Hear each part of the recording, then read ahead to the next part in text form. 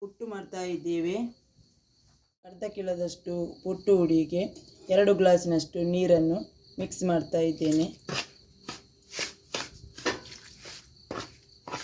Mix ಮಾಡಿ ಒಂದು 10 ನಿಮಿಷ ಇಡಬೇಕು. ಈ ರೀತಿ ಮಾಡಬೇಕು. ನೀರಲ್ಲಿ ಮಿಕ್ಸ್ ಮಾಡಿ ಪುಟ್ಟು ಪಾತ್ರೆ ಇದಕ್ಕೆ ಆವಿ ಬರಲಿಕ್ಕೆ ನೀರನ್ನು ಹಾಕ್ತಾ ಇದ್ದೇನೆ.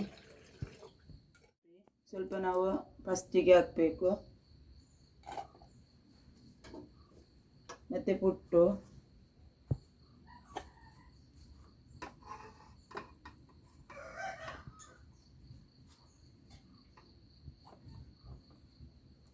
ತೆಂಗಿನ ತುರಿ,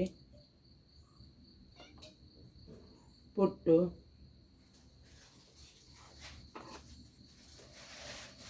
ತೆಂಗಿನ ತುರಿ. ಗ್ಯಾಸ್ ಆನ್ ಮಾಡಿ ಪುಟ್ಟಿನ ಪಾತ್ರೆಯನ್ನು ಇಡ್ತಾ ಇದ್ದೇನೆ.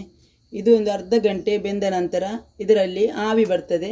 ಆವಿ ಬಂದ ನಂತರ ಅದು ಬೆಂದಿದೆ ಅಂತೇಳಿ ಅರ್ಥ. ಆನಂತರ ನಾವು ತೆಗಿಬೇಕು. ಆವಿ ಬರ್ತಾ ಇದೆ ನೋಡಿ. ಈಗ ರೆಡಿಯಾಗಿದೆ. ನಾನು ತೆಗಿತಾ ಇದ್ದೇನೆ.